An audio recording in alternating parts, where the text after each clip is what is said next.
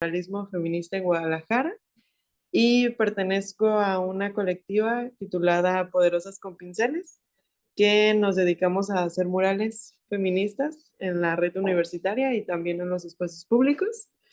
Y pues esta mesa reúne trabajos de especialistas en arte de mujeres y feminista.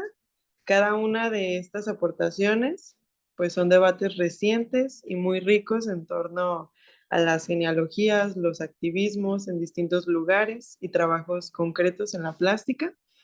Pues les agradezco a las ponentes y aquí al público eh, por su esfuerzo para presentar sus avances de investigación que estamos seguras y seguros que pues aportarán a los temas que abordaremos. No sé si Mariana esté por aquí. Sí. Bueno, me permito presentarla. Ella es maestra en estética y arte por la Benemérita Universidad Autónoma de Puebla y licenciada en historia del arte por la Universidad del Claustro de Sor Juana. Sus investigaciones giran en torno al arte contemporáneo, los estudios visuales y activismos artísticos feministas. Ha participado como ponente en diferentes congresos nacionales e internacionales. Actualmente es estudiante del doctorado de Arte y Cultura de la Universidad Autónoma de Aguascalientes, donde forma parte del grupo de trabajo Incardinámico en las prácticas artísticas localizadas de política afirmativa y nuevo materialismo feminista. Su proyecto de investigación actual reflexiona sobre el corpus de prácticas artísticas y estrategias manifestantes que activismos feministas contemporáneos han llevado a cabo en la Ciudad de México en el periodo entre 2019 y 2021, en el contexto de protesta social donde se disputa el espacio público y de manera más radical ciertos status quo representacionales. Pues adelante, Mariana, te escuchamos. No sé si quieras presentar.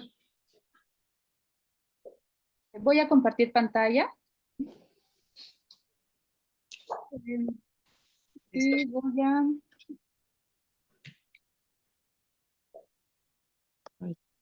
Sí se ve, ¿verdad? Sí, sí se ve. Correcto.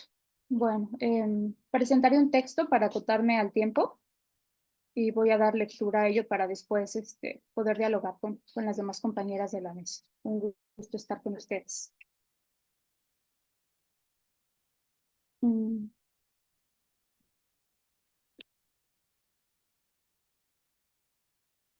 Las presentes líneas hacen referencia a algunas indagaciones.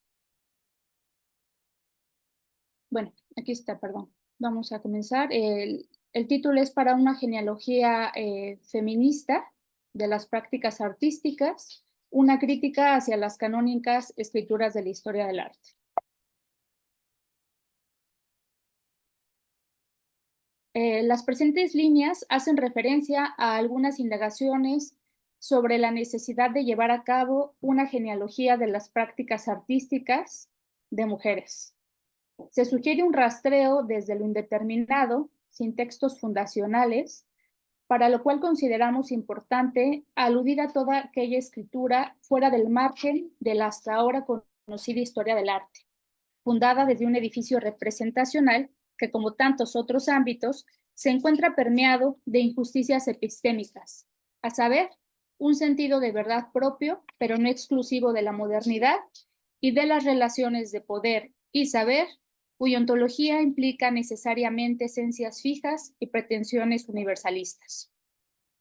En este sentido, me resulta pertinente la línea de investigación iniciada por historiadoras del arte como Whitney Chadwick y Linda Nochlin, quienes han dedicado gran parte de su obra a señalar cómo desde su disciplina la imagen femenina ha sido primordialmente abordada cual mero objeto de contemplación masculina en una narrativa trazada desde la escópica de los viejos maestros.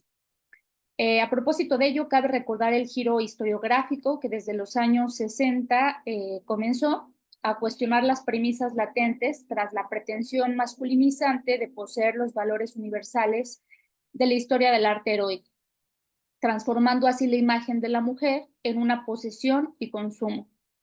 A esto siguió una revaluación de la vida de las mujeres como artistas que transcurrió en medio de debates acerca de la relación entre género, cultura y creatividad. Hablamos de un feminismo latente en las artes que camina de la mano del movimiento de mujeres contemporáneo, fenómeno al que Chadwick identifica como parteaguas de nuevas investigaciones, apoyadas fuertemente en metodologías como la sociología y la política, siendo estos los primeros análisis en hacer mayor hincapié en el trabajo de artistas notables y en las tradiciones inigualadas de su producción doméstica y utilitaria, además de revelar la forma en que las mujeres y su producto en relación negativa con una de preguntarse sobre por qué los historiadores ignoraron la obra de casi todas las artistas mujeres, será fundamental para vislumbrar esas puntas de iceberg sumergidas bajo las exigencias de la cultura patriarcal, subsumidas y determinadas a la reproducción sexual, más nunca a la producción de lo artístico. A propósito de ello, Chadwick no vacila en señalar las innumerables pautas culturales a las que las mujeres han estado supeditadas constantemente, definidas por los intereses de los hombres, quienes además denegaron el acceso en tantos ámbitos, entre ellos la educación artística y vida pública, lo que reitera su papel marginal y tradicionalmente asignado. Frente a esto, la autora caracteriza una diferencia específica ligada al género, donde la mujer no solo es lo opuesto a lo masculino, sino lo negativo. Ello será relevante en muchos de los estudios sociales del arte, pues a través de dicha oposición expresamente binaria, donde el pensamiento occidental instauró durante la modernidad gran parte de sus edificios intelectuales. Partiendo de esta epistemología negativa, a saber, una diferencia sexual primigenia instalada aún en una especificidad biológica, cuya tensión radica en la oposición entre lo masculino y lo femenino, podemos recordar algunos casos paradigmáticos en el campo representacional. Aludamos, por ejemplo, a la función simbólica de la diferencia planteada por el teórico y crítico Heinrich Böllflin en Conceptos fundamentales de la historia del arte de 1915, cuyos principios estéticos en torno a la forma y el estilo del arte de los siglos XVI y XVII dan cuenta de los principios estéticos, patrones culturales y divergencias estilísticas entre el Renacimiento y el Barroco. Dicho enfoque, formalista y sistemático, sugiere a partir de 5 pares de opuestos conceptuales la evolución y decadencia de un estilo. Se trata de un documento imprescindible para comprender, como el mismo autor lo indica, la vida interna del arte. No obstante, el método de la comparación representa ya una forma de relación diferenciada que nunca cesa de expresar la intensidad de ciertas cualidades en la escala de un juicio de valor específico. Al respecto, la historiadora Linda Nochlin también apunta a los discursos de la diferencia de género, específicamente desde las maniobras de poder que tienen lugar en la ideología artística, es decir, premisas y mecanismos necesarios para ejercer control en el campo creativo. Ello es evidente cuando nos cuestionamos sobre las condiciones de posibilidad de una obra de arte, quién participa de ello y quién está exento de ser un agente en esa esfera. La supuesta pasividad de la mujer en el campo creativo cobra entonces otra dimensión bajo este análisis, que visibiliza su casi nula existencia o la esboza como tema, pues en tanto creadora, esta es inimaginable. La mujer será musa, pero pocas veces artistas, y solo si ésta no está subordinada a las necesidades de la función doméstica, de crianza y disponibilidad y reproducción sexual. La triada mujeres, arte, poder se plantea como una tentativa de investigación para Nochlin y otras autoras anglosajonas, en la cual es posible desenmarañar diversos discursos afianzados culturalmente en la diferencia de género y ocultados por una ideología cuyo obrar es el simular un orden eterno y natural de las cosas. Como vemos hasta ahora, los discursos donde el género es empleado como un sistema de poder sexual desde el patriarcado son rastreables en todas las esferas imaginables. El campo artístico no es la excepción. Cuando Linda Nochlin se preguntaba en 1971 por qué no ha habido grandes mujeres artistas, más allá de obtener una respuesta conclusiva, se proponía provocar con ello a quienes hasta ahora solo pensaban en rehabilitar la trayectoria de las que sí conocíamos. La invitación de Nochlin es la de entrever desde la academia, pero también desde el activismo, estrategias y metodologías alternativas para pensar en otras condiciones materiales de la producción social del arte, más allá del requisito operante durante siglos que sugería que para ser artista se debía ser hombre, blanco y preferentemente de clase media. Desde otros sitios de enunciación, es posible repensar entonces los símbolos, signos y señales atestados de significados hasta ahora inamovibles y comenzar a desescribir las mitologías del artista genio y los grandes artistas. Por cuestiones de tiempo y afinidad teórica, destacaré aquí algunas ideas de la historiadora Griselda Pollock, cuyas investigaciones en torno a un proyecto de relectura feminista de las prácticas artísticas y la historia del arte siguen siendo notables y vigentes. El autor identifica un problema estructural e institucional tanto de sexismo como de inclusión de las mujeres artistas en el canon cultural. Este último caracterizado como una formación discursiva transhistórica y representacionalmente personificado por el artista excepcional, cuya identificación es exclusiva de la masculinidad blanca. Ello es problemático, según Pollock, pues implica que otras narrativas, modelos o identidades solo puedan ser reconocidas como un otro dentro de la retórica de lo uno. ¿Cómo introducir entonces la cuestión de la mujer o las diversidades en el canon?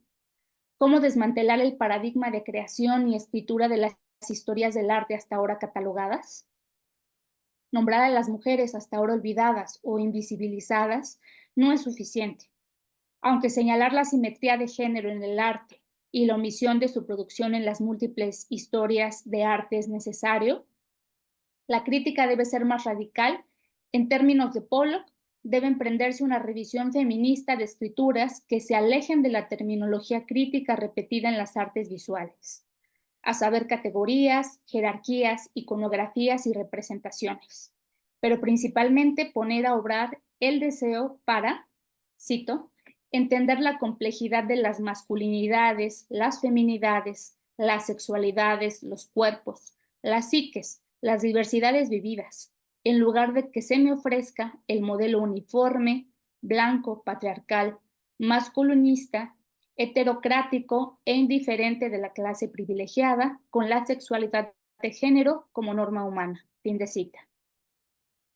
El modelo teórico para la crítica al canon de Pollock implica, por una parte, ampliar este con la inclusión de todo lo que ha sido rechazado, proceso que no solo incluye a mujeres o sujetos feminizados, sino a minorías, y por otro, abolir el canon bajo el argumento de que la existencia de este es inoperante si todo artefacto cultural es considerado como importante.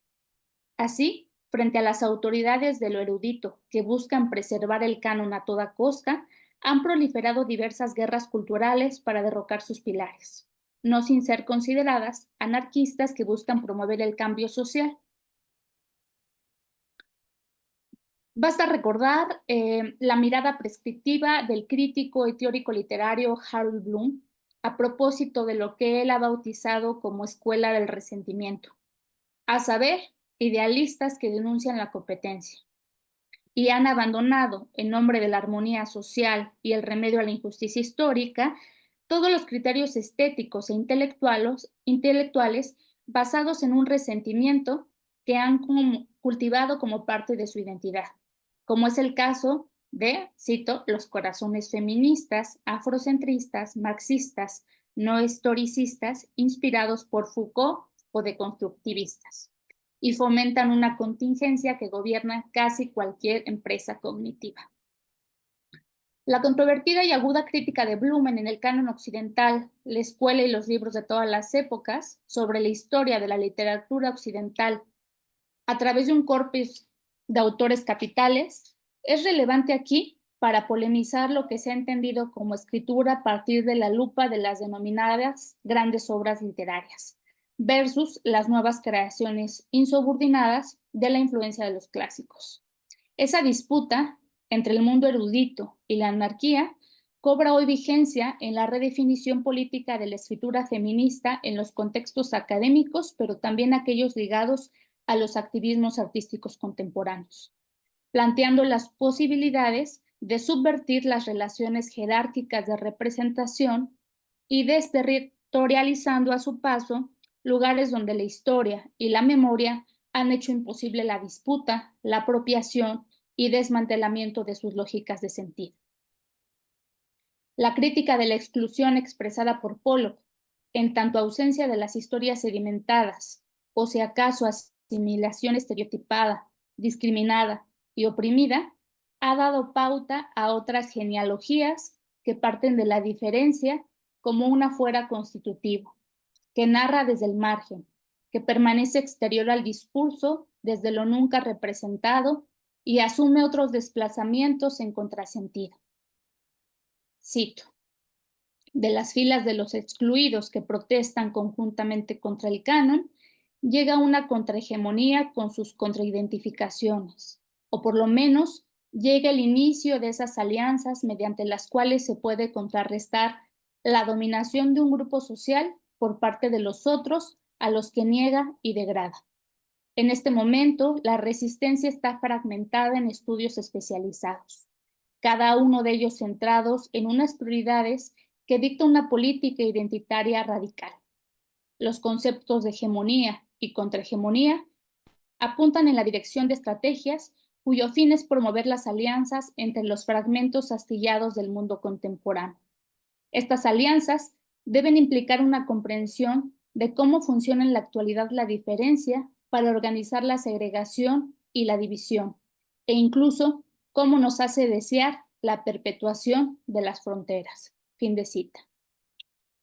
Ahora bien, las posiciones frente al canon no implican una mera inscripción de lo femenino dentro de las narrativas existentes para desvanecer la sombra de omisión y de evaluación sistemática de sus prácticas artísticas.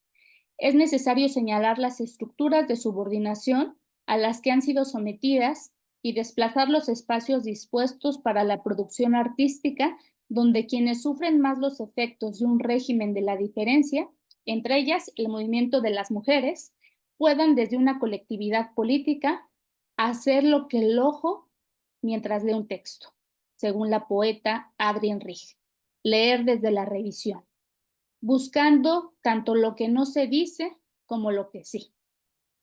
Al respecto, la misma Pollock nos dice que el significado se produce en los espacios intermedios, y eso es lo que estamos moviendo a través de los cánones, las disciplinas y los textos para escuchar, ver y entender de nuevo. Precisamente fue a través de estos movimientos entre lo social y lo cultural, entre lo intelectual y lo político, entre lo semiótico y lo psíquico, como las mujeres pudieron aprender las interrelaciones entre las formaciones dominantes en torno a la sexualidad y el poder que da forma a los signos externos y visibles de los hábitos concretos y los procedimientos profesionales de una disciplina o una práctica. En este caso concreto sería el campo artístico. El camino recorrido por Pollock pauta una práctica feminista de lectura del arte cuyas metodologías pueden ahora mirar prácticas artísticas disidentes para reinterpretar críticamente los signos de la cultura dominante, no como un relato del arte en tanto relato ilustrado del hombre, donde la mujer es un añadido incomprensible y se percibe como marginalia, sino como presencia efectiva diferenciada del canon. En este tenor, las aportaciones de la filósofa feminista Rosy Braidotti son fundamentales aquí para potenciar simbólicamente lo femenino, no únicamente en el plano de la subjetividad, más bien desde lo representacional, como lo hace Pollock, ámbito que aquí nos convoca y al cual leemos desde una plataforma de acción política, como lo es el proyecto de la diferencia sexual, donde esas diversidades otras pueden coexistir, fertilizarse y desafiarse mutuamente, ser reconocidas, confrontadas, celebradas, y no ser destructivas con el otro en un espacio cultural ampliado pero compartido. Para sugerir cambios desde los feminismos contemporáneos, Braidotti y otras autoras de los feminismos de la diferencia nos hacen notar como necesario el asumir la denuncia del falso universalismo del carácter simbólico de lo masculino, en tanto agencia autorreguladora del otro, y asimismo reconocer, tanto en la práctica social como en la discursiva, a esa otredad como un irrepresentable dentro de un sistema cuya dialéctica de dominación ha impedido reconsiderar la condición de la mujer y de construir la representación patriarcal de esta, en tanto imago cultural. Los enfoques de Pollock y Braidotti tienden puentes entre sí, ponen en tela de juicio la centralidad de la cultura occidental y de sus significantes a través del proyecto de la diferencia sexual, que entre otras cosas se propone establecer condiciones tanto materiales como intelectuales que permitan a las mujeres producir valores alternativos para expresar otras formas de conocimiento. Traducimos lo anterior como una forma particular de hacer genealogías femeninas y feministas a través del abandono y superación de las formas ontologizantes y epistemológicamente delimitadas, dirigidas hacia un esfuerzo activo de definición abierta, discordante y heterónoma, dispuestas para dislocar una lógica de sentido hasta ahora operante en la producción de representaciones culturales. La propuesta no es dejar de escribir o hacer historia, sino imaginar otras formas de hacer teoría sin acotarnos necesariamente a la tradición de los clásicos. Recuperar la memoria histórica de las mujeres artistas es acuciante no solo para rastrear su producción, sino para hacerle justicia a la labor emancipatoria de su legado y contextos específicos. Los sujetos femeninos deben ser algo más que un paréntesis en los decálogos del canon, que se amplían conforme alguien decide incorporar una paralipómena. Hacer genealogía supone entonces la propuesta política de aludir a las diversidades desde la diferencia más allá del relato lineal y eurocentrado, trazando mapas donde puedan situarse y conectarse sujetos, representaciones y temporalidades hasta ahora identificados sin filiación en las categorías de la historia. Y por último, traigo a relucir esta imagen que tiene que ver con una cita de Crátilo, del filósofo Platón, en donde se menciona la voz de genealogía y justo se menciona el nombre de Siodo, ¿no?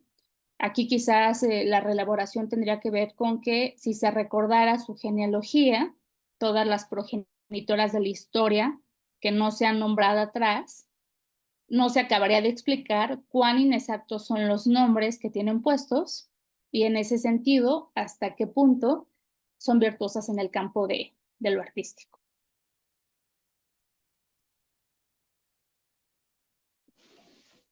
Muchas gracias, Mariana, por tu presentación.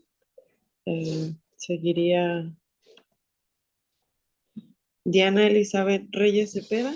No sé si... okay, ya voy a compartir. No sé si Mariana nos gustes apoyar dejando de compartir. Sí, estoy en eso, dame un momento. Ya, ¿verdad? Listo. Ya, muchas gracias. Estoy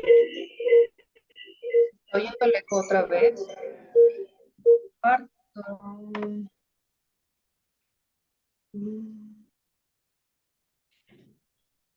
Bueno, en lo que...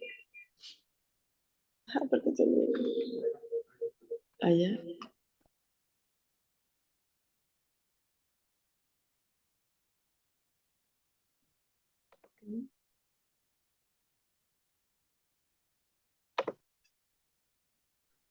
Ok, me permito presentar a Diana Elizabeth Reyes Cepeda. Ella es licenciada en Artes Visuales por la Universidad de Juárez del Estado de Durango, en México. Maestra en Ciencias y Humanidades en el área de Filosofía por la misma universidad. Su tesis se titula Aristóteles y la pintura del Renacimiento italiano. Realizó una estancia académica en la UNAM en el 2022. Ha participado como ponente y asistente en congresos nacionales e internacionales. Asistió a seminarios de neoplatonismo moderno y de Aristóteles, y su recepción medieval, impartidos por la UNAM, cuenta con dos publicaciones, una en versión virtual del año 2023 en Argentina y otra impresa en el año 2024 en México.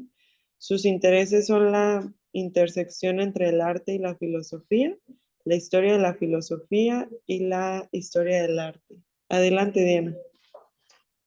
Gracias, muchas gracias. ¿Sí me escucho bien? ¿Sí pueden ver la pantalla?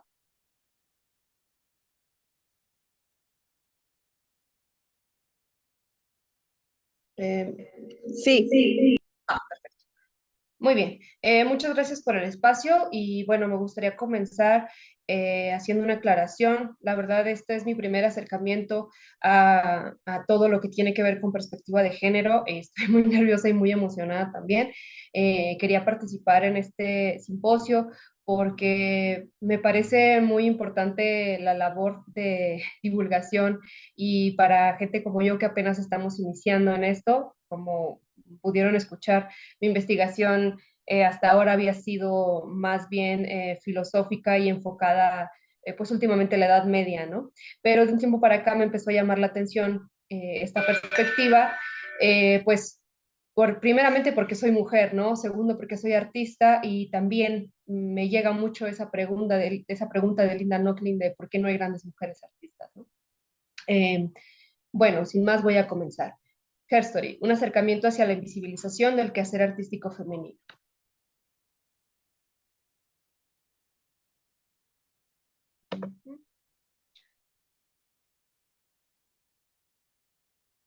Ay, no, no sé qué pasa, no avanza. Ya, muy bien. El contenido de la siguiente exposición va a ser, por un lado, hablar un poco del concepto Herstory.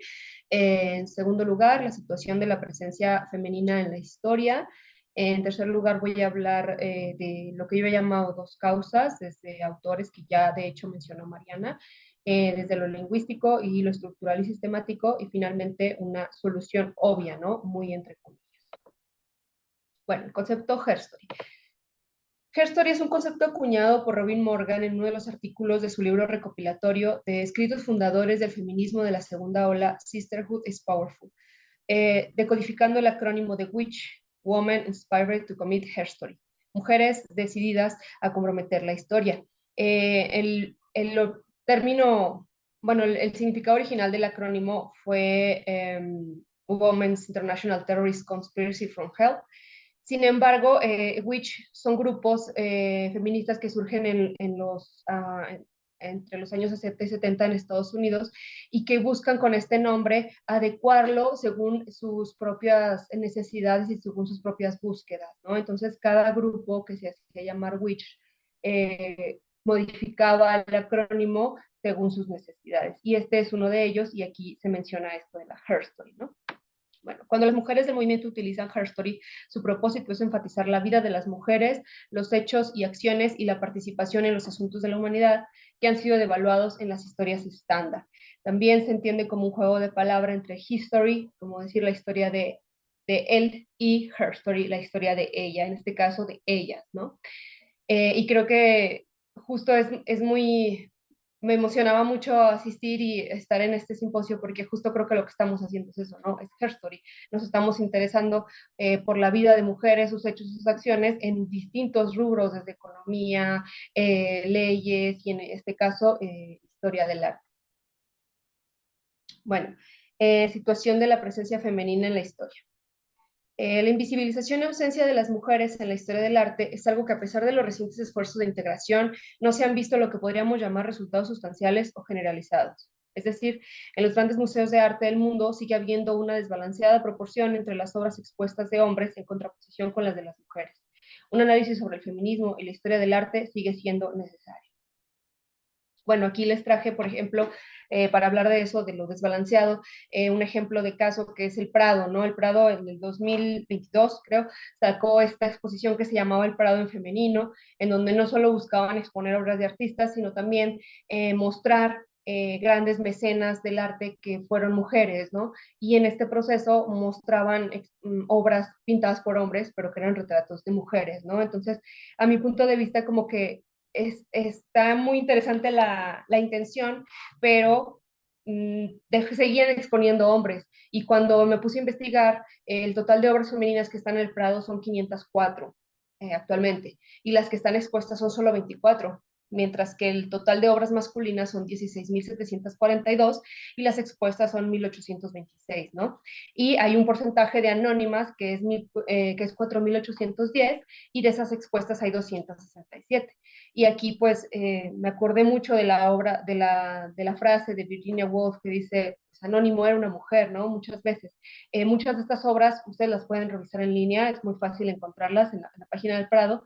Son medievales sobre todo, y pues recordemos que las mujeres tuvieron mucha participación en la Edad Media en pintura, sobre todo en las miniaturas, y que la participación que pudieron llegar a tener no era bien vista, entonces no firmaban o firmaban con nombres de hombre o contribuían a un cuadro, pero no ponían su participación, ¿no? Entonces, cuando saco yo los porcentajes y veo que de las 2.117 obras totales que están expuestas, que es el 100%, de mujeres solo es el 1.13%, es decir, de todo el Prado, solo 1% es femenino, a pesar de que actualmente tienen algo que se llama el Prado en femenino y que lo van a reanudar, ¿no? Porque lo dividieron como cronológicamente en partes. Mientras que del hombre es un 86.25% y lo anónimo, que entre ello puede ir mujeres, que también fueron invisibilizadas, 12.61%, ¿no? Entonces, este es como un claro ejemplo de que sigue habiendo invisibilización, sobre todo en lo que yo le llamo como pues, la cultura popular o el gran general, sobre todo cuando le preguntas a alguien por artistas, la mayoría de la gente, a lo mejor las personas que estamos aquí, las mujeres que nos dedicamos a esto, no tanto, pero sí el grueso de la población van a decir primero el nombre de un hombre cuando les preguntas por un artista, ¿no? Bueno, aquí pongo un poco estas son 6 obras de las 24 que hay, es decir, es un cuarto de la exposición del Prado, de exposiciones de mujeres, y tomé estas 6 que me parecieron muy interesantes, así en cronológico. Primero podemos ver el retrato de Reina María de Austria, de Sofonisma Manguízola, que pues para empezar rescatan mucho este retrato porque también María de Austria fue una gran mecenas del arte, ¿no? Y Sofonisma Anguissola fue de las pocas artistas que sí fueron reconocidas en su tiempo, que vivió muchos años, vivió 90 años y fue muy reconocida, incluso artistas iban a buscarla para ver su obra y aprender de ella, ¿no?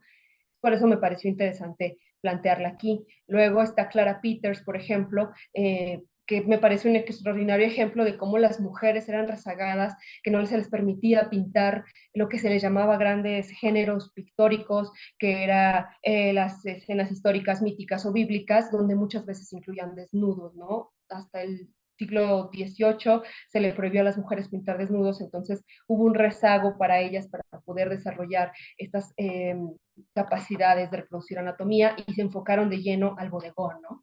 Y con Clara Peters podemos verlo claramente como sus pinturas demuestran todo ese trabajo y esa profundidad. Luego me brinco hasta 1879 con Rosa Benhur, que fue una pintora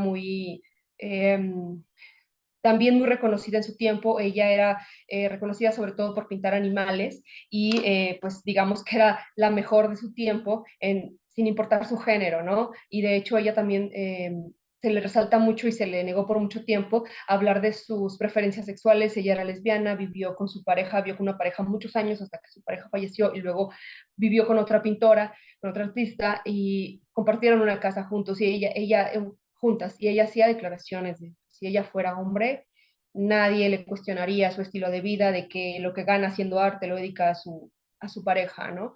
Y este tipo de declaraciones son muy revolucionarias para la época en la que vivió ella. Finalmente, bueno, continuó con un autorretrato, que también el autorretrato es muy revolucionario y muy reaccionario de las mujeres al decir, me voy a autopintar, voy a ponerme, muchas de ellas se pintaban como artistas, como pintoras, se pintaban pintando, y también eso es como un statement, ¿no? Como una declaración. Yo soy un artista y esto es lo que puedo hacer y aquí estoy, ¿no? El que sigue es de Aurelia Navarro Moreno, que es un artista, justamente. Entonces, me parece como una doble reivindicación, un artista pintando a otra artista, ¿no? Y finalmente la más nueva es de Blanca Muñoz, es una instalación que se llama Gorguera del Prado, y ya entra dentro de lo que conocemos o llamamos como arte contemporáneo, ¿no? Arte de nuestros días. Bueno, dentro de esta presencia femenina en la historia, me basé mucho en un estudio de historia de la economía, en el que trataban de buscar cuál ha sido este rastro a lo largo de la historia de las mujeres, de lo que los autores le llaman las mujeres que se hacen a sí mismas, ¿no? Que no dependen tanto de el nepotismo o de la fama de con quien se casen o de la familia de la que vienen. Y pues aquí ponen esta gráfica de sus estudios que tomaron de muchísimas fuentes históricas, que desde el principio ellos dicen que hay sesgos, obviamente porque se basan en historia que se puede encontrar sobre todo en internet, y que esas historias sabemos pues fueron hechas por personas, hombres blancos, ¿no? Y ya desde ahí hay un sesgo. Sin embargo, me pareció interesante ver este despunte y lo que ellos explican por qué ocurrió ese despunte. Y hablan sobre todo, esta es otra, en donde podemos ver el aumento de acceso a las universidades, ¿no? La línea roja es la de las mujeres, lo dividen también por países, y la línea azul es la de hombres, y ahí podemos ver una desigualdad tremenda al momento de acceder a universidades. Recordemos que las universidades se crearon desde el siglo XIII y las mujeres recién hasta el siglo XIX pudieron acceder a ellas. Entonces, traían un rezago de más de 500 años para acceder a ese sistema educativo. Bueno, sobre las causas, ya mi compañera mencionó bastante a Pollock, y bueno, la voy a retomar brevemente. Si las instituciones y asociaciones, sitios web, redes sociales y demás espacios de expresión y difusión del arte están haciendo un gran esfuerzo, lo que aparentan un gran esfuerzo, como lo que les comentaba del Prado, ¿por qué parece ser tan complicado pensar a una mujer como creadora de obras maestras o como una genio en la historia del arte? Cosa que se hace sin dudar de artistas masculinos del Renacimiento, por poner un ejemplo, como Miguel Ángel o Rafael. Bueno, para Griselda Pollock y Rosika Parker, una pista para responder las preguntas que acabo de hacer se encuentra en el lenguaje.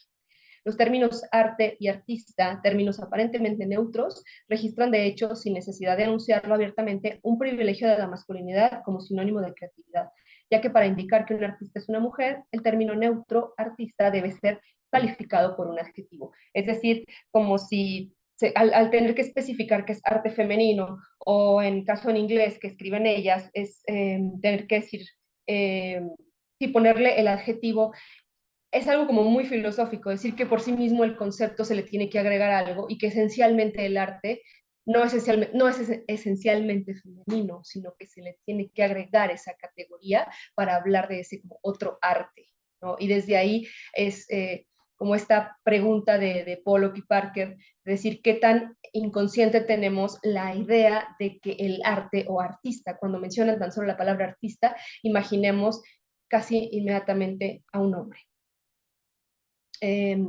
Bueno, aquí les traigo un ejemplo de ello. El arqueólogo Dennis Snow de la Universidad del Estado de Pensilvania analizó las huellas de manos encontradas en 8 cuevas de Francia y España. Así, tras comparar la longitud de algunos dedos, ha determinado que el 75% de las huellas eran femeninas. A cita de Snow. Simani, un biólogo británico que estudió la longitud de los dedos en la prehistoria, tiene razón, casi seguro que esto es una mano de mujer, esta imagen que vemos aquí. Esto a mí me movió mucho porque pensar que las primeras pintoras de la historia de la civilización fueron mujeres es mover completamente la idea que uno tiene, incluso que en los libros de texto todavía siguen replicando, algunos ya no, lo están tratando de cambiar, pero muchos libros de texto de los niños, de lo primer acercamiento que tenemos es los hombres de las cavernas, ¿no? O sea, ni siquiera pensamos como las mujeres de las cavernas, y pensar, wow, la primera mujer, la primera pintora fue mujer, ¿no? Y visualizarme a mí, yo que mi primera carrera es de artes visuales, sobre todo de pintura, decir, esta herencia tan profunda en la humanidad está ahí, me cambió completamente y me voló la cabeza, y siento que es una parte vital de la Herstory, ¿no? Hacer eso visible. Bueno, otra de las causas, lo que lo he llamado lo estructural y sistemático, que ya también mencionó Mariana sobre Nochlin, ¿no? De por qué no ha habido grandes artistas mujeres. Abro cita de Linda.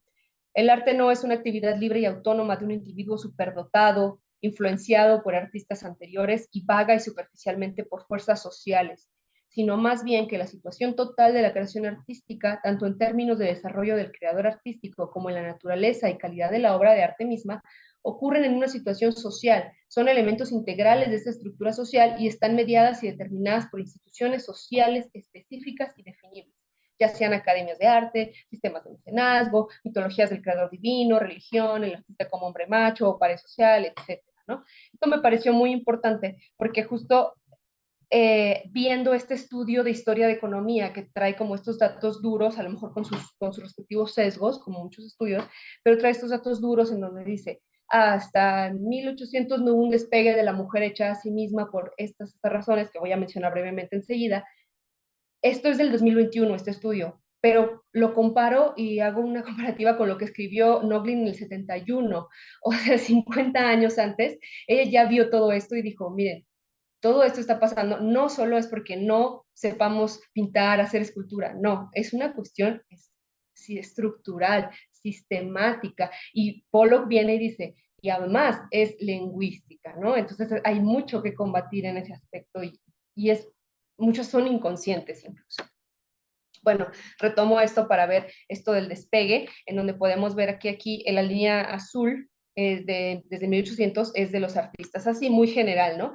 Y las escritoras tuvieron su despegue por ahí del siglo XVII, cuando surge toda esta nueva literatura femenina, con Jane Austen, y este nuevo mercado femenino, ¿no? Ellas sí tuvieron su despegue en ese momento, pero las artistas hasta el siglo XIX, aquí está, por ejemplo, que coincide con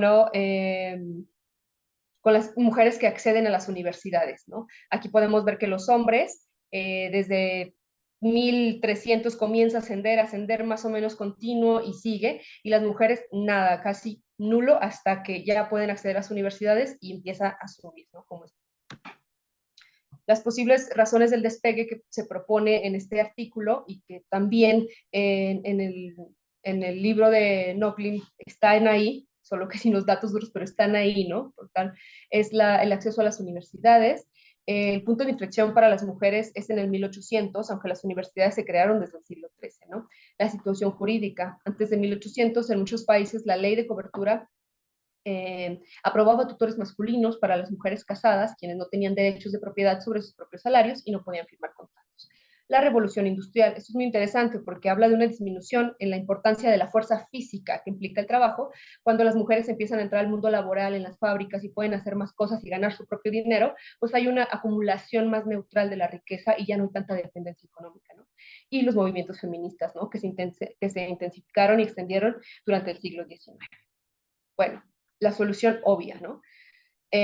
Las mujeres deben concebirse a sí mismas como sujetos potencialmente, sino realmente iguales, y deben estar dispuestas a mirar los hechos de su situación cara a cara, sin autocompasión y evasivas. Al mismo tiempo deben ver su situación con ese alto grado de compromiso emocional e intelectual necesario para crear un mundo en el que la igualdad de logros no solo sea posible, sino que sea activamente alentada por las instituciones sociales.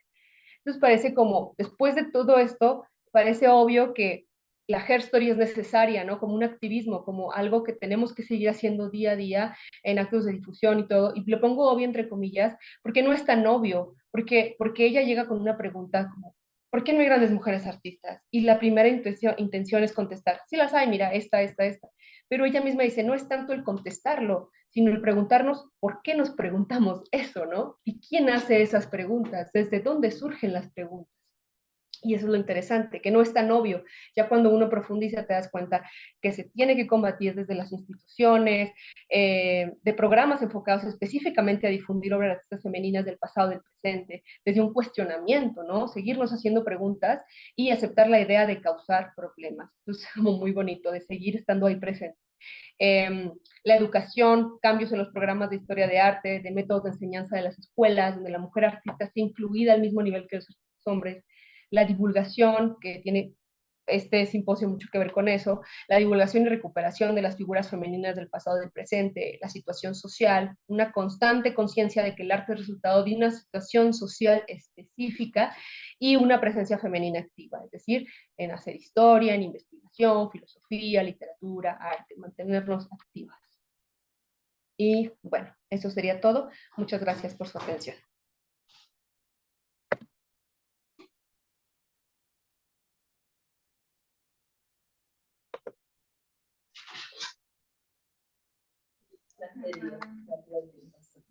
Gracias. Gracias, Diana, por tu presentación.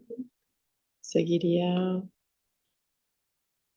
Fabiola Bayrón, historiadora. ¿Me permito presentarla? Ella es historiadora feminista, doctora en Historia por el Colegio de México. Actualmente es profesora e investigadora de tiempo completo en el Instituto de Investigaciones en Humanidades de la Universidad Benito Juárez, en Oaxaca, y coordinadora de las licenciaturas en Humanidades e Historia del Arte en la misma institución. Sus temas de investigación son la historia de la prostitución y el lenocinio en México en el siglo XIX y XX, la historia del trabajo doméstico y de los feminismos en Oaxaca y la historia de las mujeres en general. Ha realizado labores docentes en diversas instituciones, como la Escuela Nacional de Antropología e Historia del Instituto Cultural Egenélico y la Universidad Autónoma de Benito Juárez de Oaxaca.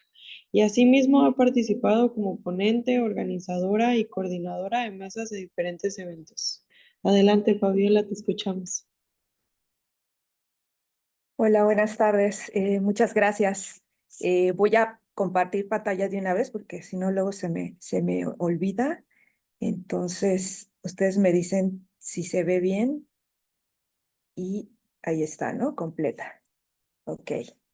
Bueno, lo que voy a presentar forma parte de un interés general por la historia de los feminismos en Oaxaca y de un proyecto pues más amplio en el que me propuse dar cuenta de las principales protagonistas y grupos feministas en la ciudad específicamente. Mi objetivo para esta presentación es en realidad muy sencillo porque me encuentro en el inicio de la investigación y además con un tema bastante nuevo y consiste en reflexionar en torno a los vínculos entre el arte, el feminismo y el activismo, en esta ocasión en específico, a través de 3 colectivas artísticas feministas de relativamente reciente creación, que son en la ciudad de Oaxaca, que son Armarte, A la Limón y Oaxaperras. Mi acercamiento a las mismas pues ha sido diferenciado. He tenido mucha mayor relación con Oaxaperras porque colaboraron con nosotras en un proyecto sobre violencia universitaria, mientras que en el caso de Armarte y A la Limón, mi acercamiento pues ha sido más reciente y no colaborativo, sino de ir conociendo su trabajo y platicando con ellas, ¿no? Por supuesto, existen muchas más colectivas y formas de activismo feminista y otros activismos no feministas en la entidad, pero en esta ocasión solo me voy a centrar en esas 3. Y bueno, como el título lo señala, tomo como punto de partida el concepto de activismo, sobre el cual diversas autoras y autores han coincidido en señalar que es el punto de confluencia entre el arte y el activismo, en el cual el arte se configura como una forma para transformar la realidad, ¿no? Específicamente para Laida Estrada y Nayeli Robles, este accionar político da lugar a repertorios o a formas por medio de las cuales las actoras se manifiestan, protestan, actúan, los cuales a su vez implican el desarrollo de estrategias muy variadas, ¿no? Aunque los grupos de mujeres han crecido en los últimos años en Oaxaca, en la ciudad de Oaxaca, lo cierto es que hasta hace poco su presencia era mínima, ¿no? Por supuesto, esto no significa que no hubiera mujeres artistas, sino más bien que se encontraban invisibilizadas o muchas veces subordinadas en grupos mixtos, ¿no? Lo que encuentro es que un elemento central para que empiecen a desarrollarse es la inserción de algunas de sus integrantes dentro de la Escuela de Artes Plásticas de la Universidad Autónoma Benito Juárez de Oaxaca. Y otro elemento más es el impacto que empieza a tener el movimiento feminista de los últimos 5 o 6 años, porque estamos hablando de agrupaciones muy recientes, ¿no?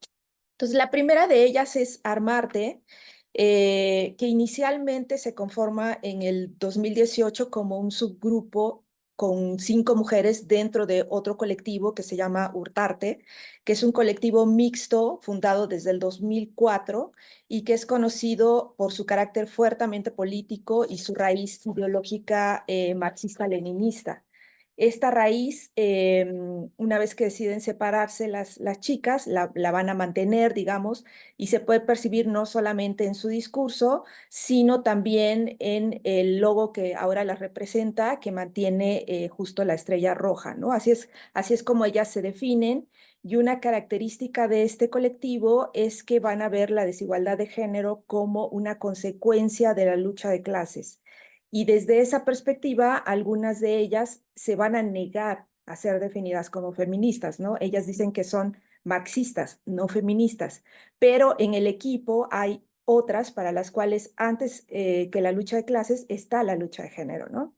Según lo describe Celeste, que es una de las fundadoras, deciden separarse de sus compañeros varones porque empezaron a darse cuenta de que su presencia no era tan relevante como la de ellos y empezaron pues a cuestionarse en torno a esto, ¿no? Aunque el elemento definitivo es el de la carga de trabajo, ¿no? Debido a que a ellas les interesaba les interesaban las problemáticas de las mujeres, pues realizaban trabajo para visibilizarlas, pero además tenían que cubrir las exigencias generales y las temáticas del colectivo, más allá de que tenían que llevar a cabo labores como hijas o como madres, ¿no? Entonces se separan y como influencia de este grupo al cual habían pertenecido y de una parte de los colectivos de gráfica ya existentes en ese momento en la ciudad de Oaxaca, van a seguir con la elaboración de obras de gran formato, ¿no? Bajo el lema de que la gráfica debe ser un instrumento de concientización o de denuncia. Y asimismo van a seguir haciendo uso de esta herramienta para trabajar en comunidades, que era algo que ya hacían desde que pertenecían a Urtarte, ¿no? Pero además, ahora ya como colectivo de mujeres van a prestar atención a fechas significativas y a temáticas prioritarias de la agenda feminista, como son, por ejemplo, el aborto libre y gratuito o la no violencia en contra de las mujeres, ¿no? Desde antes de separarse y hasta ahora, su presencia en las marchas feministas ha sido inquebrantable, ¿no? Y alrededor de las mismas han realizado actividades como la elaboración de faroles o esculturas. Asimismo, desde hace años vienen participando pues, de manera conjunta con otros grupos o colectivas feministas en pegas o actividades de intervención en las calles. Y en un afán por trabajar en esta labor de concientizar a cada vez más mujeres, han llevado a cabo pláticas y talleres, ¿no? Conversatorios, así como campamentos artísticos en los cuales se reúnen un poco para aprender sobre las artes, pero también para debatir sobre el papel de las mujeres en esta práctica. Más allá de que pues producen obra para la venta y han participado en diversas exposiciones. La obra que ven a la derecha se llama Las Madres Buscadoras, que es una de las más emblemáticas de ellas. Y esta es de una exposición de grabado en gran formato que sin duda las ha caracterizado y es una tarea pues, que ha implicado un gran esfuerzo para ellas, no solo en términos físicos, sino también económicos. En términos físicos porque tienen que emplear el apoyo de varias para su producción y pegado y de ahí también la importancia de que sigan trabajando como colectivo. Y en términos económicos, para financiarlo tienen que pues, sacar recursos de otras fuentes. En ese sentido, una de las estrategias comerciales que han empleado pues, es la realización y venta de playeras, libretas, postales, etcétera, en ferias artesanales, más allá de que pues, han logrado bajar recursos a partir de los proyectos que han desarrollado de intervención en las comunidades, ¿no? Con estrategias muy similares a las de Armarte, pero con el propósito ahora sí específico y claro de crear un espacio solo de mujeres y para visibilizar a las mujeres en el arte, pero además con una clara conciencia feminista de crítica a la invisibilización y al machismo, surge este laboratorio de arte llamado A la Limón, en el año 2021, que originalmente es fundado por Alejandra Canseco, pero que ha dado lugar a otras artistas que han pasado por ahí, y en ese sentido, pues se considera un colectivo, ¿no? De alguna manera, el taller Hoja Santa le antecedió, pero en este caso se crea y se piensa claramente como una acción política, ¿no? Como una acción política para enfrentar la discriminación, la violencia, las dificultades de ser artistas, y que parte de la propia experiencia de Alejandra, ¿no? La fundadora, y de lo que vivió desde su etapa de estudiante en la UAPJO, en donde atravesó situaciones de acoso, de hostigamiento, de su valoración de su trabajo, y en el cual se da cuenta de, ella dice, cómo funcionaba el pacto patriarcal y de la importancia de tener un espacio propio, ¿no? Un espacio para mujeres. En este caso, A la Limón no maneja el gran formato, pero sí llegó a trabajar en comunidades elaborando murales en los cuales la representación de mujeres con dignidad, con fuerza, empoderadas, era una constante, ¿no? Perdón que pase las diapositivas muy rápido, pero para que me dé tiempo. Ellas se han enfocado mucho más en producción de obra de formato pequeño. Esta es una muestra de lo que hacen. Han llevado a cabo también talleres, algunos talleres visualizando la gráfica como un instrumento de sanación, y algunos talleres los han ofrecido a defensoras de derechos humanos. Aquí, a diferencia del grupo anterior, este grupo abarca más técnicas, ¿no? La gráfica es una de ellas, pero también trabajan la fotografía, la pintura mural, el bordado, entre otras, ¿no? Eh, y bueno, finalmente estaría el colectivo Guajaperras, que inicia como el bloque de las brujas rabiosas, ¿no? Así se pusieron como nombre. Es una colectiva fundada en el 2022, es la más reciente, está conformada por mujeres muy jóvenes, de entre 17 y 25 años de edad, que son egresadas y alumnas de la UAPJO, no necesariamente de la Escuela de Artes. En este caso, a diferencia de los grupos anteriores, ellas sí pasaron por un proceso de formación que implicó pues tomar materias de historia de las mujeres y de género dentro de la licenciatura en Historia del Arte, pláticas, tomaron 2 talleres organizados por la universidad que incluyeron temas como la identificación de la violencia, el acoso, la seguridad digital, la autodefensa, los procesos de sanación, las formas de organizarse y la utilización del arte como forma de protesta, ¿no? De hecho, recibieron capacitación del artista y activista Lorena Wolfer, cuya obra justamente es de denuncia y de concientización sobre la situación de las mujeres en lo que respecta a la violencia, a los estereotipos y los prejuicios, ¿no? Más allá, pues, de que recibieron una plática de la artista feminista Mónica Mayer sobre el tendedero y otros ejemplos de arte feminista. Y bueno, como resultado de ese proceso, que duró varios meses, y de su trabajo conjunto, se conformó esa comité que, como les decía, inicialmente se nombra el bloque de las brujas rabiosas, pero al final deciden cambiarse el nombre y adoptan el de Guajaperras, con el cual se dan a conocer públicamente el 1 de agosto del 2022, en el que convocaron a activistas de diferentes organizaciones a llevar a cabo una performance titulada Mujer Oaxaqueña, para denunciar la violencia feminicida en el Estado. Y esto se da después de que la saxofonista y activista María Elena Ríos protestara en un evento público con una manta con la misma leyenda, y de que fuera desalojada por policías, ¿no?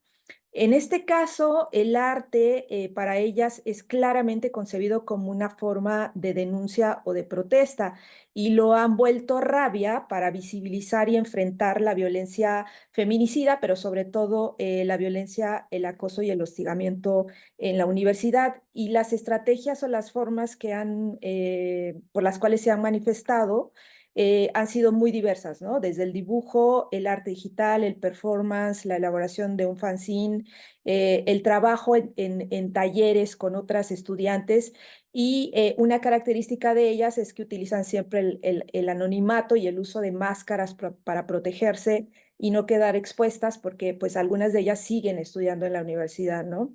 El año pasado participaron en un encuentro de feminismos oaxaqueños y realizaron una exposición de dibujos que llamaron El Bestiario, recogiendo un poco la idea de estos libros medievales, ¿no? Que mostraban, eh, pues, que mostraban las características, ¿no? de una bestia, que en este caso son los acosadores, los violentadores y los hostigadores ya identificados por ellas en la universidad y representados de manera fantástica como diablos, lobos, etcétera, ¿no?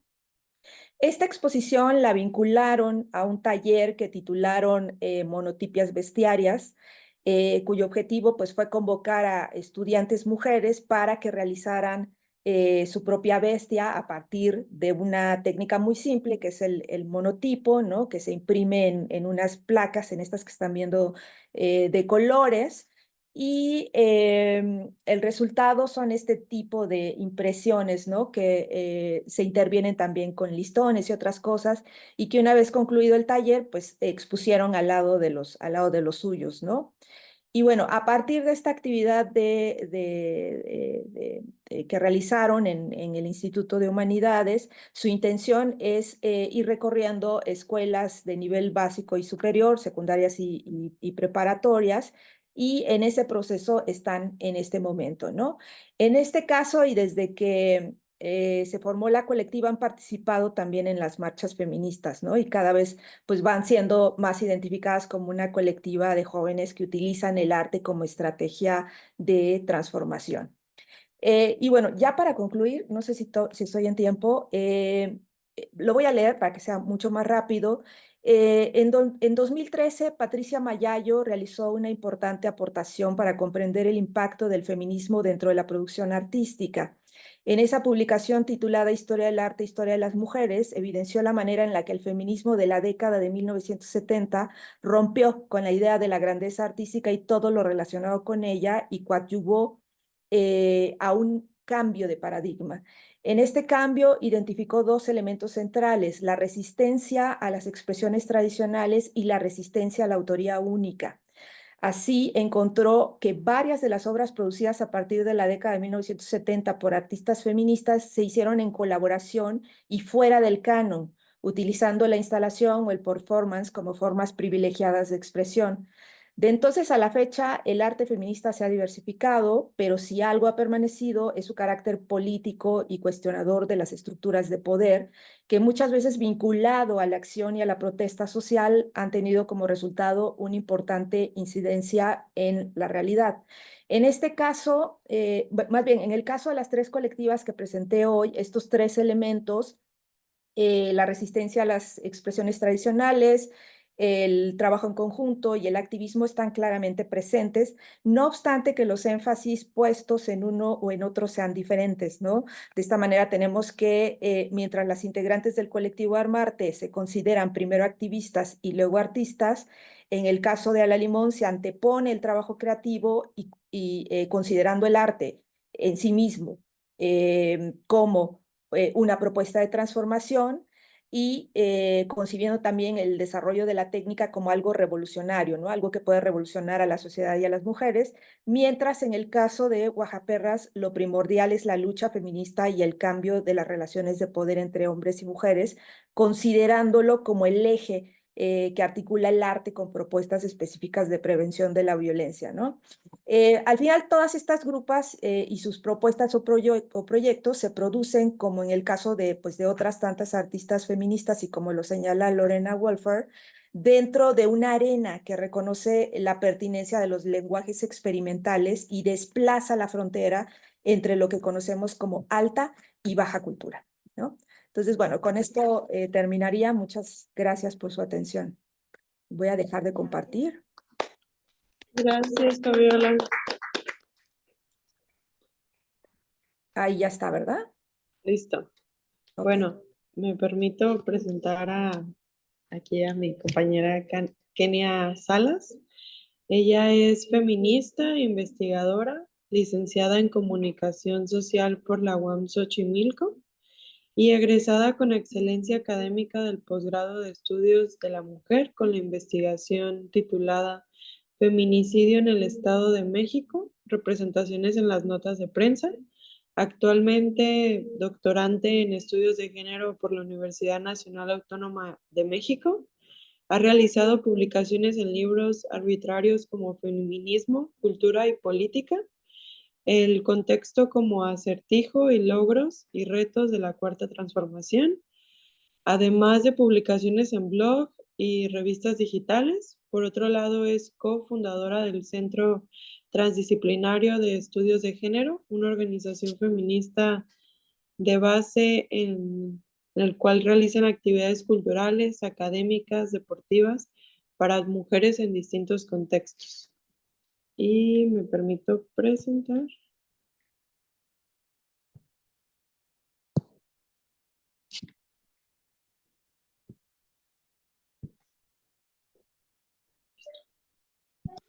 Hola a todas, espero se encuentren muy bien. Muchas gracias a quienes nos acompañan presencialmente. Y bueno, yo les voy a presentar algunos avances de mi investigación doctoral en donde analizo la representación, autorrepresentación fotográfico de mujeres sudafricanas, ¿no? La presentación que he elaborado para el día de hoy es Archivo y Ficción, el doble fotográfico en el autorretrato específicamente de Nomusa Mokubo. Y bueno, para empezar yo preparé un texto que voy a dar lectura y podemos pasar a la siguiente. Dice, sobreviviendo a la lente, estudios fotográficos del pueblo del sur y este de África 1870-1820, es un libro publicado en el 2001 por Michael Stevenson y Michael Graham Stewart, el cual muestra una colección fotográfica de 50 imágenes bajo la autoría, tomando las palabras del editor en la contraportada, de la lente exploradora del viajero, el turista, el científico y el fotógrafo comercial europeo. Este tipo de colecciones fotográficas son rastro del proceso de colonización del sur y este de África a finales del siglo XIX e inicios del siglo XX.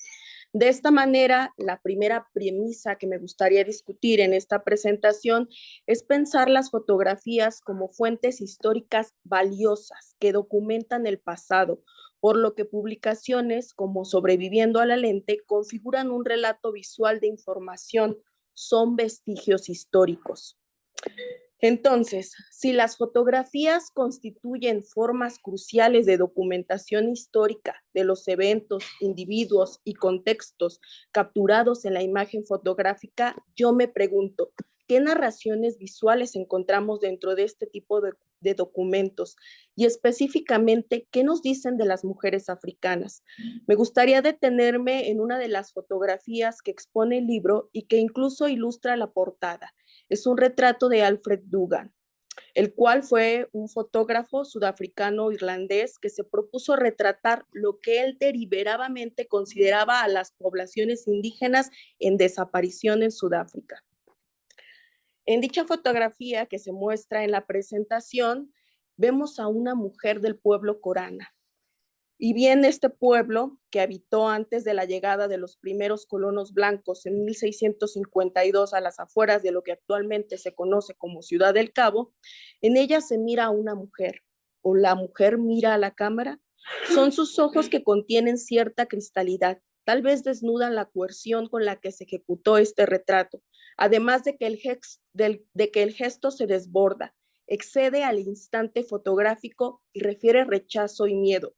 Tal deducción se percibe en la descripción deshumanizante que Alfred apuntó detrás de la imagen, y cito, ella es la hija de la mujer número 53 y un muy buen ejemplar del pueblo. Todo esto en oposición a una armoniosa composición de color y textura ingeniosamente dispuesta, un perfecto encuadre, un uso de iluminación excelente en un plano medio que permite una cercanía no arbitraria. Todos estos valores estéticos muestran un gran dominio de la técnica fotográfica de la época. Podríamos cambiar. Y bueno, estas imágenes son aquellas que miramos ahora en este presente para vislumbrar el proceso de colonización, en este caso en el sur y este de África. Además, con la llegada de la fotografía en el siglo XIX, se posibilitó una producción y circulación de imágenes de personas y paisajes sin precedentes en la historia de la humanidad. Sin embargo, tomando las reflexiones del fotógrafo y crítico Alan Sekula, también ideó un doble sistema de representación, uno honorífico y otro represivo, el cual, según este autor, se manifestó principalmente a través del retrato. Alan Sekula considera al archivo como aquel que estructura una forma de generalizar e incorporar todas las miradas en una sola, por lo que sus raíces se encuentran en la comparación, la definición, la construcción de la otredad que delimita las zonas de la desviación y la respetabilidad, las zonas de lo blanco y lo negro, las zonas de lo femenino y lo masculino. Más aún, hay que considerar que el archivo, como lo hace el historiador Membe, es producido, pues no todo documento puede integrarse o ser considerado como archivable. Además de que la mayoría de los documentos archivables dependen de la acreditación del Estado. De esta manera, el archivo es producto de un ejercicio de poder al mismo tiempo que lo reproduce. Por ello, Sekula nombra archivo de la sombra al conjunto de documentos fotográficos que abarcan el corpus visual que posiciona a los individuos en una jerarquía socialmente prescrita.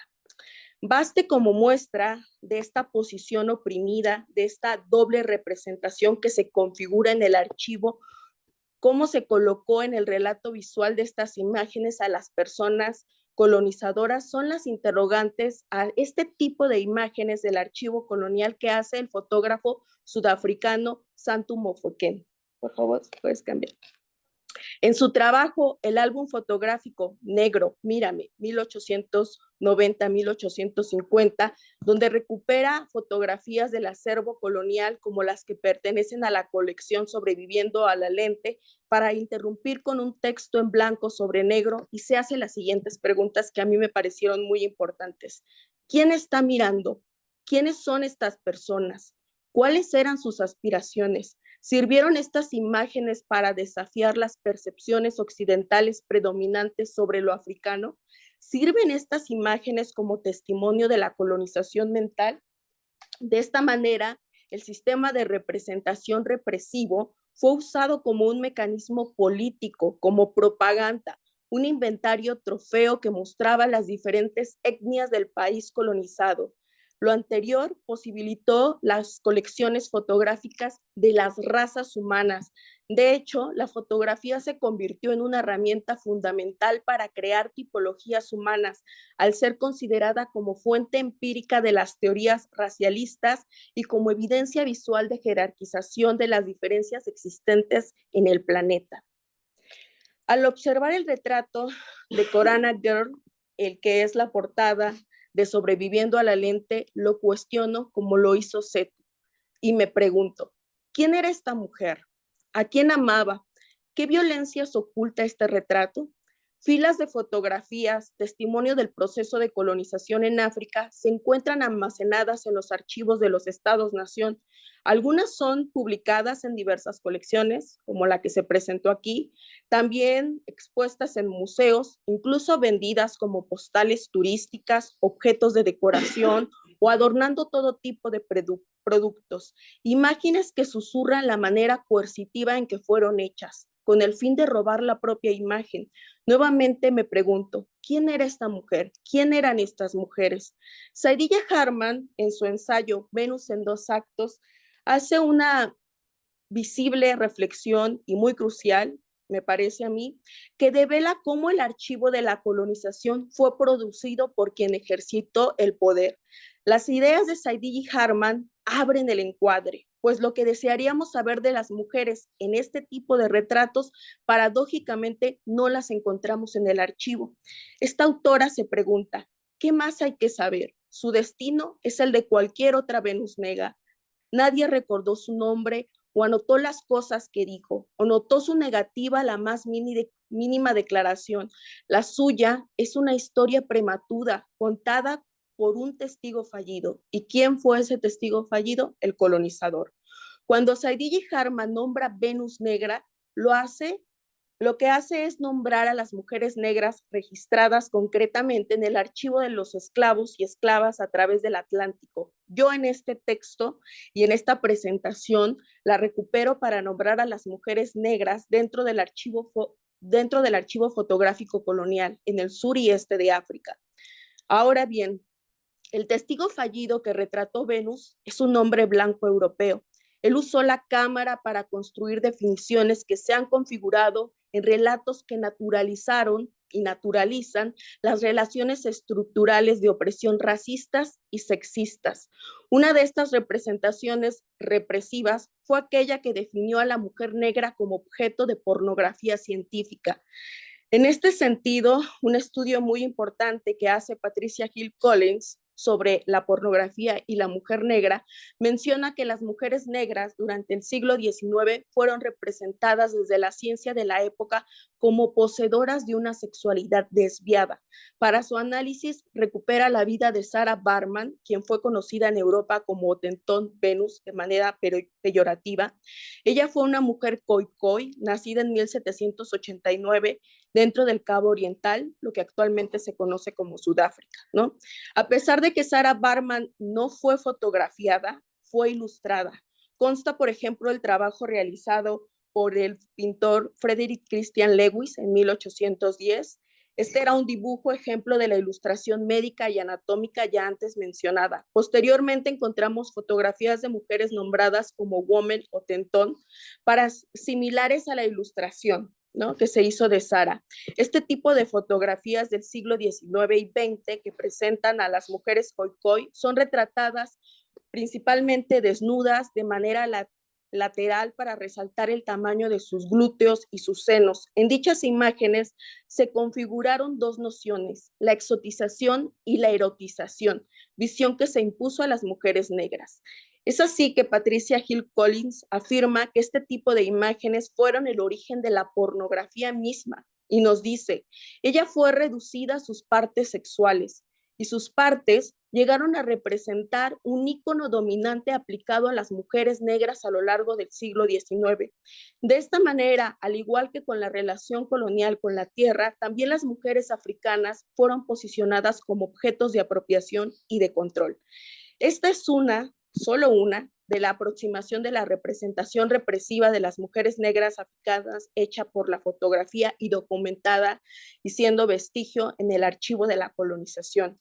De nuevo me pregunto yo, ¿quién es Venus? ¿Quién es Corana Girl? ¿Quiénes son estas mujeres que fueron retratadas en el periodo de colonización en el este y sur de África? Esta pregunta puede contestarse únicamente a partir de los rastros de la violencia contra ella registrados en el archivo de la sombra. Una mirada que no recupera la complejidad de la vida de aquellas mujeres. Me atrevo a decir que su humanidad fue acotada en el instante en que fue retratada. Estos no son retratos de mujeres, sino retratos del poder que se impuso sobre las mujeres negras.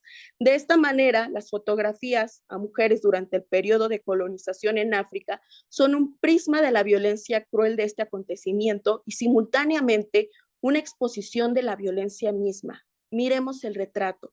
Vemos a una mujer en circunstancias exorbitantes, que no proveen ninguna imagen de su vida cotidiana, ningún atisbo de sus pensamientos, ninguna visión fugaz de la vulnerabilidad de su rostro o lo que mirar a un rostro como este podría exigir. Lo cierto es que nunca podremos obtener una respuesta genuina a esta pregunta desde el archivo de la sombra, aunque tal vez la respuesta se encuentra desbordada en un hacer creativo y político.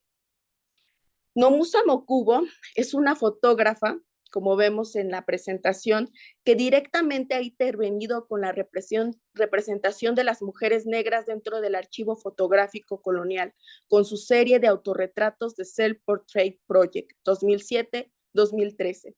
Este proyecto fotográfico es muy interesante y tiene como origen un lugar de enunciación que no se reduce al mero acto de emitir palabras o bien capturar imágenes, sino a crear para rebatir la historiografía tradicional y la jerarquización de saberes que deriva en una jerarquía social. Nomusa Mokubo empezó esta serie al observar su álbum familiar y percatarse del poder de la enunciación propia. Ella nos dice, las fotografías del álbum familiar mostraban momentos íntimos, disfrutados por la familia, pero no comunicaban nada sobre la etnicidad. El partir de sí es un haciendo hablar a través de nuestras vivencias, sentimientos, contradicciones, deseos. Es una forma de traer mundo al mundo, es decir, de mirar historias que no han sido capturadas por el archivo histórico, de burlar el archivo, su edificio, su clasificación, jerarquización y definición. Nomusa miró en estas fotografías la risa, la relación, la grandeza no mostrada en el instante fotográfico colonial. Es por ello que la fotografía no solo da cuenta de la opresión, sino que también ofrece un medio para crear una imagen de nuestras vidas y de nosotras mismas, tal como nos gustaría ser retratadas y que nos vieran. Después de este primer instante, el inicio, Nomusa se dirige a una biblioteca y revisó distintos libros antropológicos, entre los cuales estaba Sobreviviendo a la lente.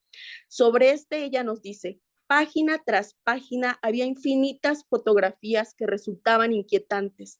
La mayoría de las fotografías que encontré fueron tomadas por fotógrafos, historiadores y antropólogos coloniales, y no solo describían y documentaban los diferentes tipos de tribus, sino que construían activamente identidades étnicas. El contraste de estos procesos y prácticas fotográficas es lo que la inspira a Nomusa a intervenir desde el partir de sí entre la fotografía del archivo colonial y su propia historia.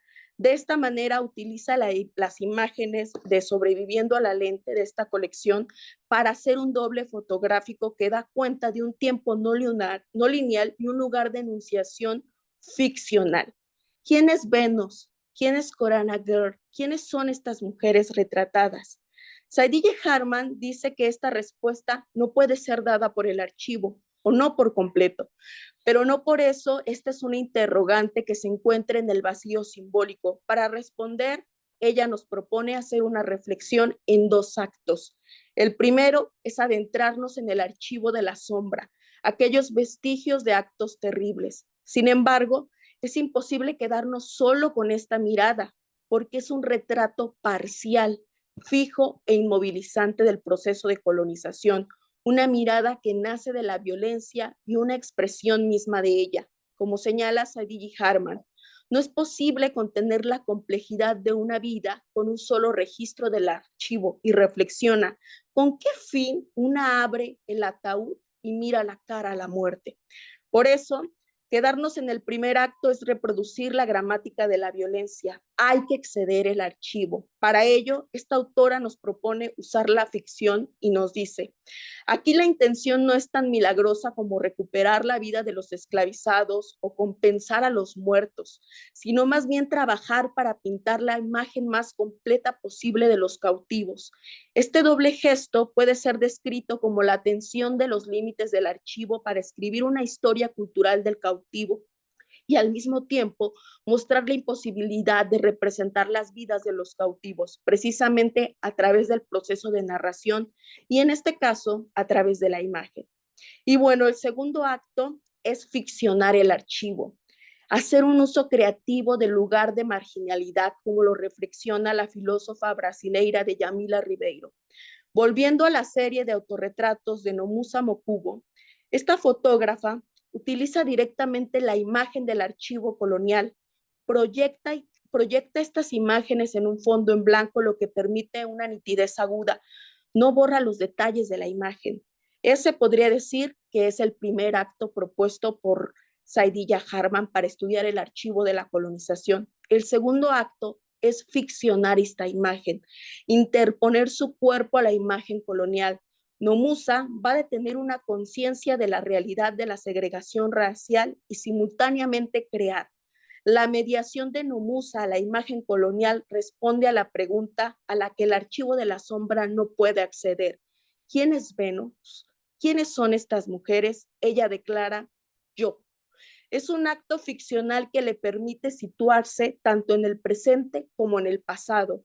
Aunque la fotografía inmoviliza, en un momento fotográfico captura la realidad, toma y muestra, Nomusa se interpone entre la inmovilidad del pasado y su simbolización en el presente.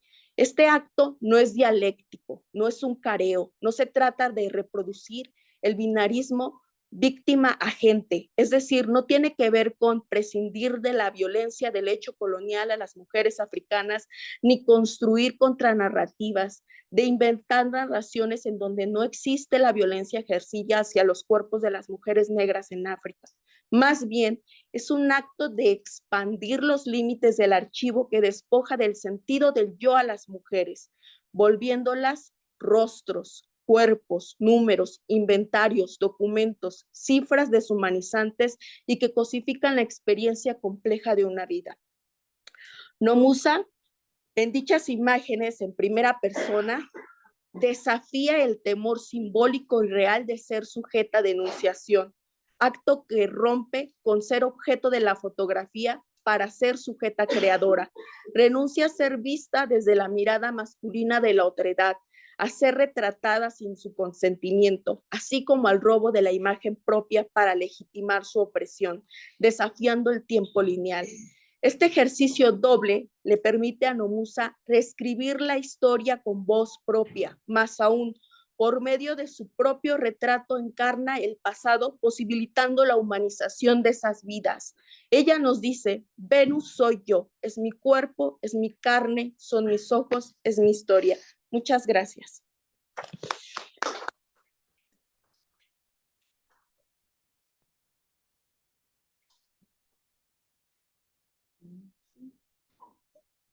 Listo.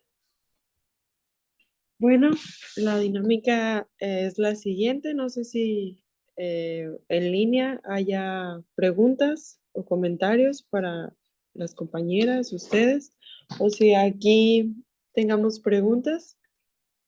No sé si quisieran empezar ustedes, si tuvieran algún comentario, alguna pregunta.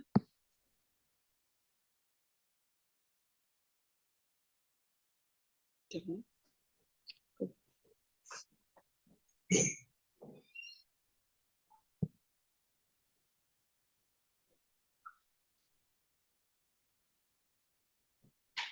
O si las quieren escribir.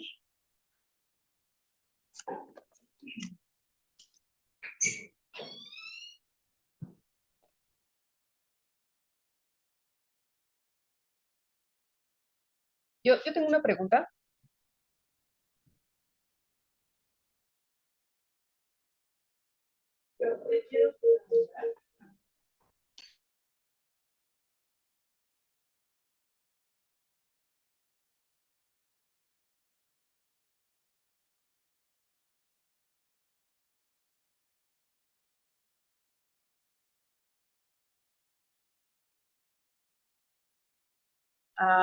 El trabajo.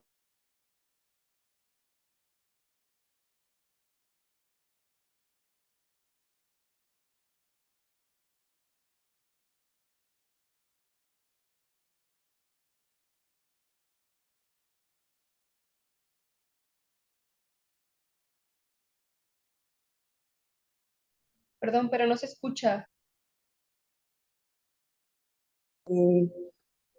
Ok. ¿Listo? ¿Ya nos escuchan? Ok.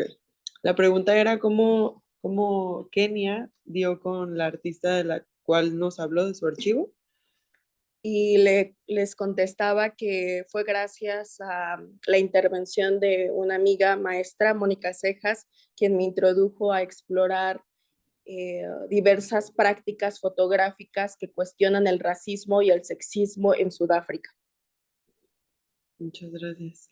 Yo tengo una pregunta para Mariana y es, ¿cómo tú describes esa historia femenina del arte? Porque en mi búsqueda por el arte feminista y el muralismo feminista, me voy encontrando con que hay mujeres que no se nombran así, pero aún así su obra tiene un aporte en el arte feminista. Entonces, ¿cómo tú describirías la historia feminista del arte?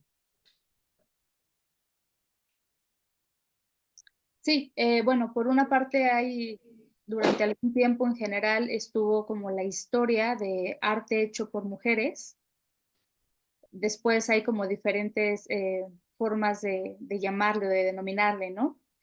Como tú bien mencionas, no todo el arte es feminista, pero en general en el texto lo que hablo es de hacer una revisión feminista sobre las historias o las escrituras de estas escrituras canónicas, ¿no? Entonces creo que sí hay que diferenciar justamente sobre artistas o una historia de mujeres artistas y otra historia como tal de artistas o creadoras que sí se enuncian como feministas, que no es lo mismo. Sin embargo, pienso que para, en general, todas estas revisiones que estamos llevando a cabo las cuatro, sí hay un trasfondo del tipo de reconocimiento que queremos hacer de estas narrativas, ¿no? Que tiene que ver con cómo se está narrando, por ejemplo, en el caso de la compañera Kenia, como esta cuestión colonial, en el caso de la compañera Fabiola también con esta cuestión como muchísimo más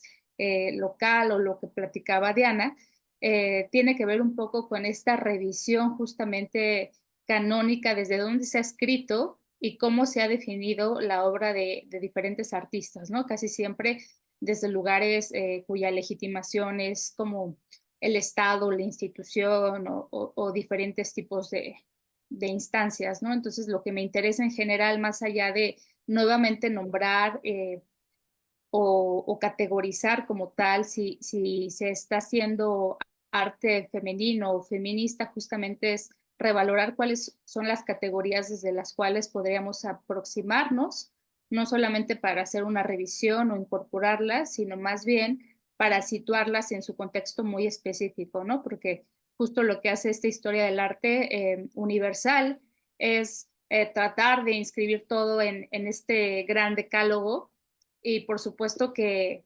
estamos dejando cosas fuera. Entonces, en ese sentido, creo que por eso la necesidad de reevaluar cómo se está escribiendo, para quién y también quiénes estamos leyendo y qué es lo que queremos encontrar en estos textos a los que yo denomino canónicos y sobre los cuales imagino otras posibilidades de desarrollar escrituras más imaginativas y en ese sentido también que se nombre todo aquello que durante mucho tiempo ha estado relegado como marginalia. Muchas gracias.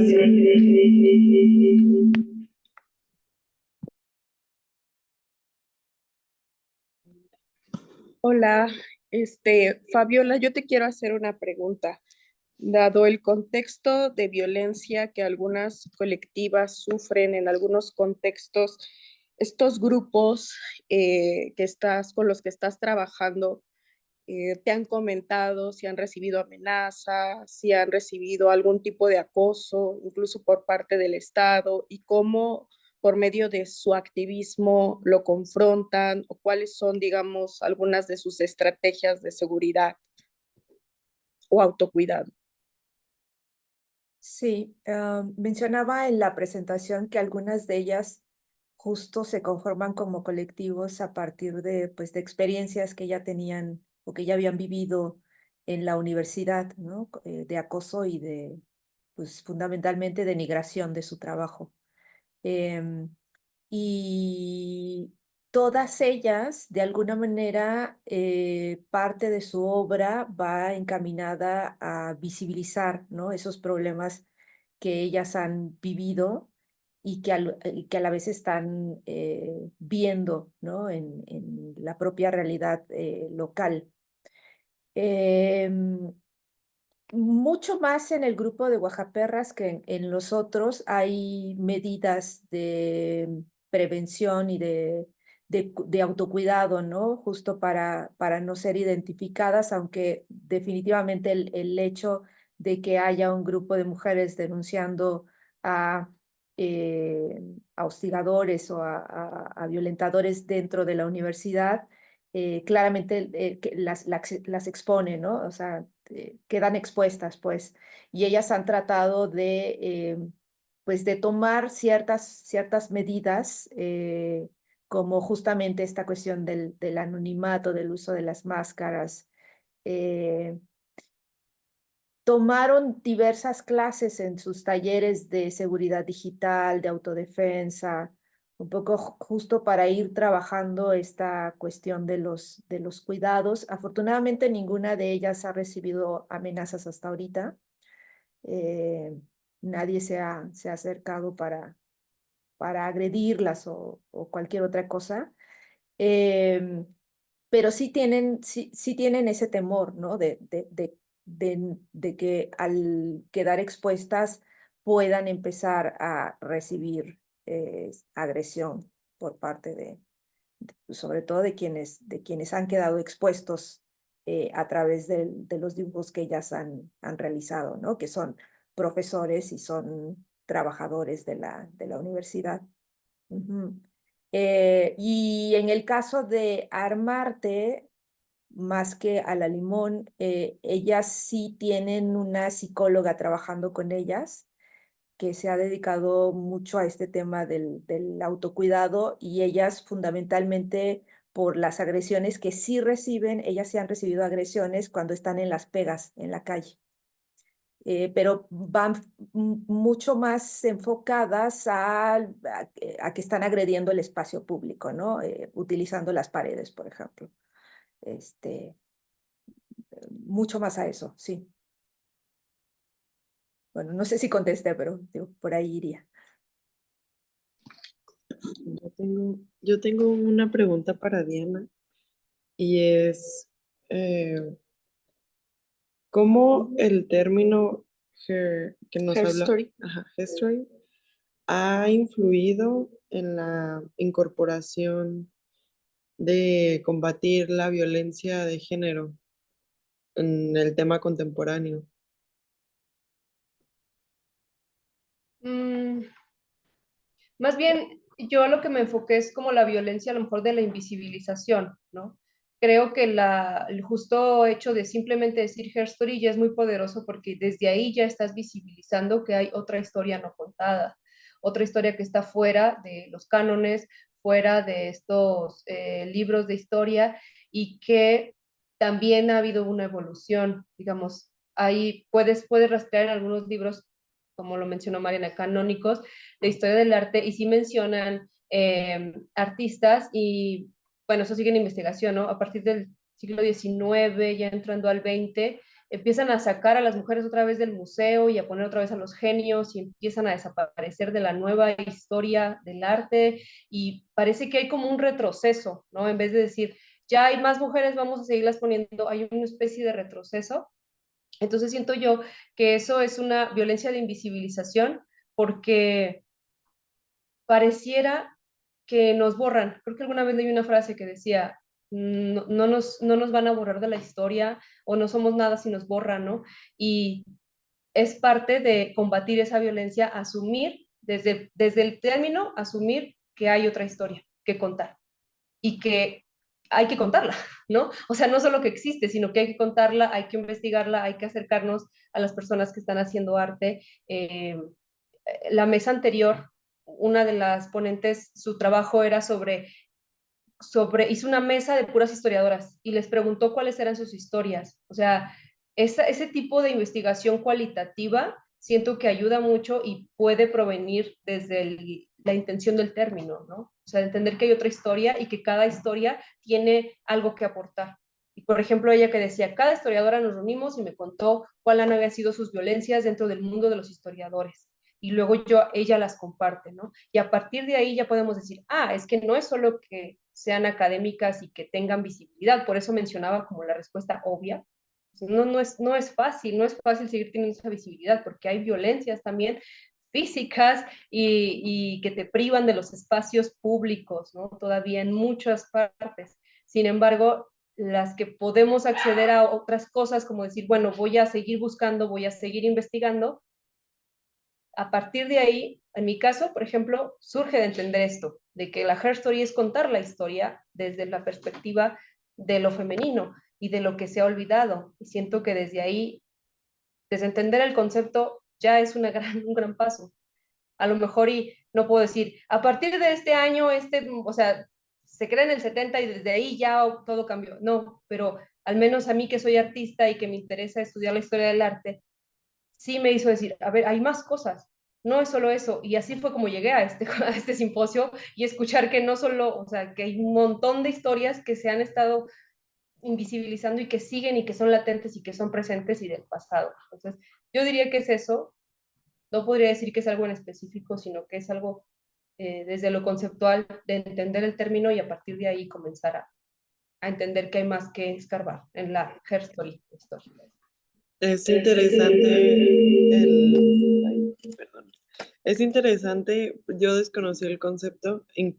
Pintamos un mural que se llama como pintar la historia, pero al revés, ¿no? Y son cuerpos femeninos y ponemos el sur más grande que el norte, porque siempre ponen el norte muy grande en todos los mapas y el sur lo ponen muy chiquito, ¿no? Justo teníamos esta clase de epistemologías del sur y descubrimos todas estas alternativas que otras mujeres han utilizado, ¿no?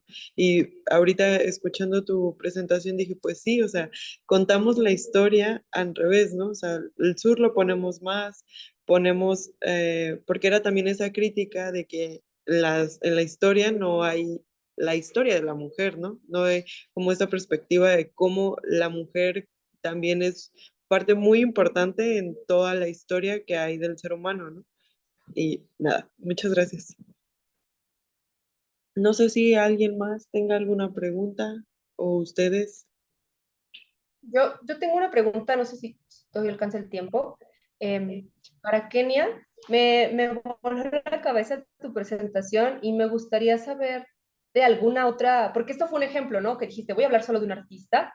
¿Qué otro artista has encontrado? O sea, que me puedas platicar así como muy brevemente, porque me encantó esta reinterpretación de la historia que incluso va contra la onda evolucionista, ¿no? Que también hizo tanto daño a la historia, sigue haciendo daño a la historia y pone como a la mujer en un punto así muy extraño. Entonces, no sé si podrías hablarnos a lo mejor de otro artista o algo más que quieras extender, porque me gustó mucho.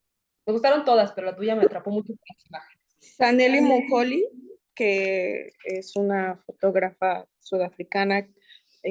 Yo me especializo en autorretrato y en fotógrafas que dialogan con la imagen de la colonización de las mujeres africanas, ¿no? En el este y sur de África. Lemboa Kainie también. Eh, También está en Costa de Marfil Lietitia Kai. Son ahorita las que me acuerdo principalmente y con las que estoy trabajando. Hay una propuesta muy interesante para entender la historia desde las prácticas artísticas en este contexto que además es súper revolucionario por todo lo que significó el apartheid, etcétera. Y también yo pensaba como si esta palabra que creo que es muy potente, pero es en inglés, ¿no? Cómo dialogamos con las historias de estas mujeres que ni siquiera pudieron acceder a lo que se conoce como arte, ¿no? Porque creo que también hay producción cultural y artística que no es occidental. Y, o sea, a mí me gusta mucho este concepto, pero a veces sí lo cuestiono, ¿no? Sobre todo porque trabajo con mujeres negras y africanas que no, que por ejemplo piensan que o sea, el idioma inglés superimpone una cosmovisión a sus pueblos, etcétera. También pensando en tu exposición. Gracias. Bueno, no sé si alguna otra quiera hacer algún comentario, preguntar algo.